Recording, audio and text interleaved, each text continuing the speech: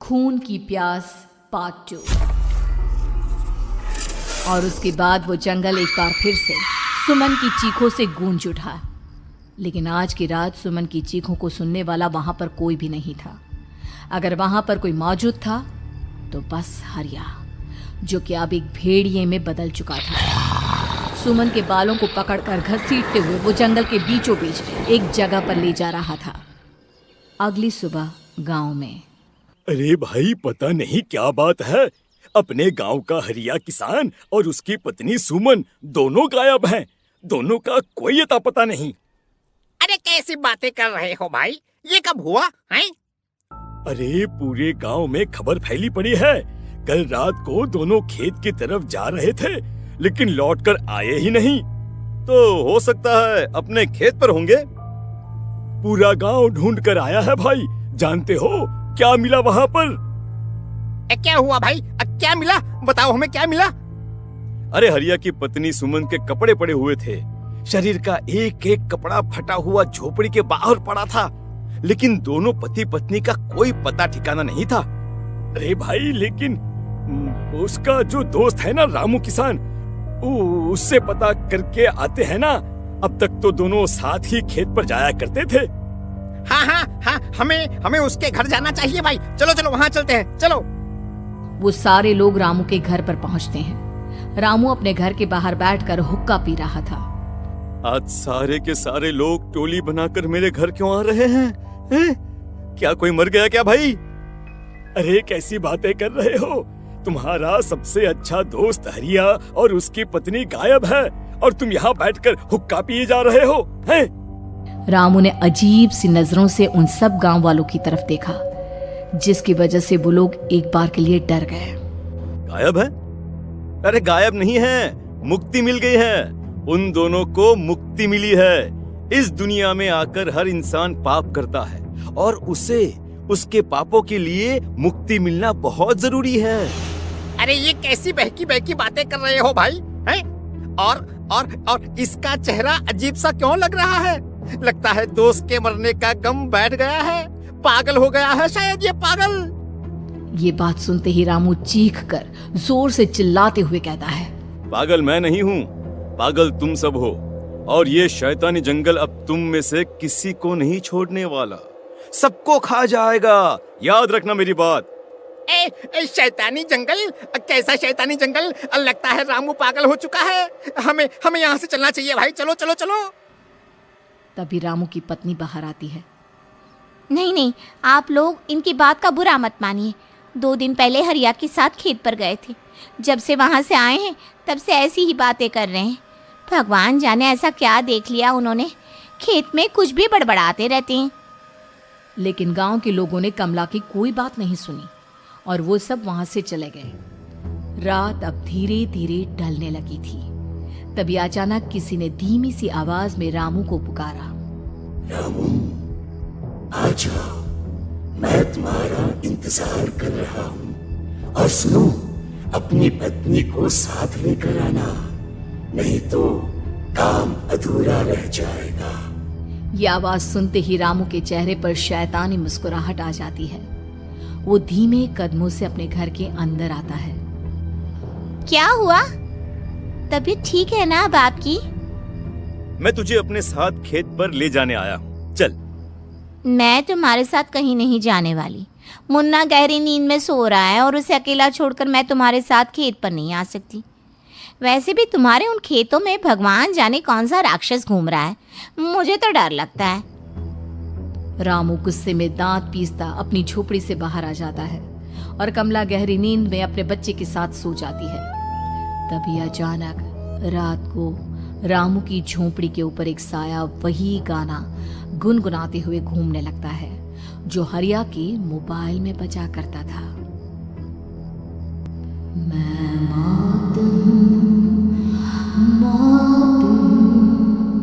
मौत जो बसरी है चारों ओर, जो आएगी कहीं से भी निगल जाएगी सबको। मैं मौत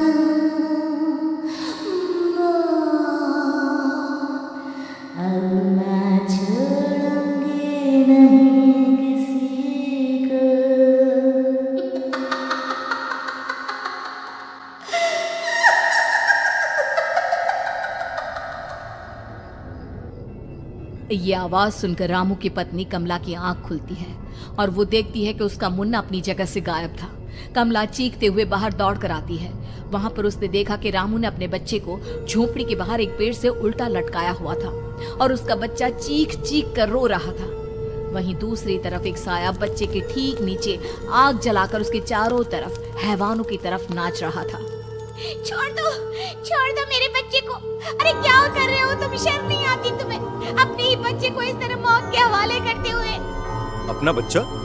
किसने कहा ये मेरा बच्चा है? अरे ये तो उस रामू की औलाद है, इस गांव के किसान रामू की, और मेरी दुश्मनी इस गांव के हर इंसान के साथ है। क्या कैसी बात कर रहे हो तुम? और ये औरत कौन है? ये मेरे बच्चे को खा जाएगी। तभी अचानक से उस साया ने एक बेहद खतरनाक दिखने वाली औरत का रूप ले लिया और उसकी आंखों से आग निकल रही थी। सही पहचाना तूने, मैं तेरे बच्चे को खा जाऊंगी। अगर तू अपनी इस हैवान पति रामू के साथ जंगल नहीं आई तो मैं तेरे बच्चे को खा जाऊंगी। लेकिन क्यों? आखिर क्या चाहती हो तुम मुझसे? मुझे जंगल क्यों ले जाना चाहती हो? औरत बुरी तरह से ठहाके मार मार कर जोर जोर से हंसने लगी और साथ में रामू भी। ये तो तुझे वहाँ चलने के बाद ही पता चलेगा ना। अगर तू नहीं आई तो थोड़ी देर में तेरा ये बच्चा आग में जलकर मर जाएगा। चल जल्दी। नहीं नहीं, मेरे बच्चे को छोड़ दो। तुम जहाँ कहोगे मैं तुम्हारे साथ चलने के लिए तैयार हूँ। और उसके बाद उस बच्चे को झोपड़ी में लिटाकर आगे आगे वो साया चल रहा था और उसके पीछे पीछे रामू अपनी पत्नी के बाल पकड़कर उसे घसीटते हुए जंगल की तरफ ले गया। जंगल में जाने के बाद कितनी खूबसूरत हो तुम। आज की रात बस तुम और मैं एक दूसरे के साथ रहेंगे। मुझे तुमसे बहुत डर लग रहा है। तुम्हें क्या हो गया है? तुम तो बिल्कुल ठीक थे। वो होगा जो हमारे बीच होना चाहिए। तो आओ आओ, अपने आप को मेरे हवाले कर दो। कमला ने डर की वजह से अपनी दोनों आंखें कसकर बंद कर ली थी। रामू ने बुरी तरह से चीख कर कमला से कहा, आंखें खोलो अपनी और मेरी तरफ देखो। कमला ने जैसे ही अपनी आंखें खोली उसने देखा कि रामू एक खतरनाक खूनी हैवान में बदल चुका था। कौन हो तुम? जाने दो मुझे। क्या चाहते हो मुझसे? वही जो एक आदमी एक औरत से चाहता है।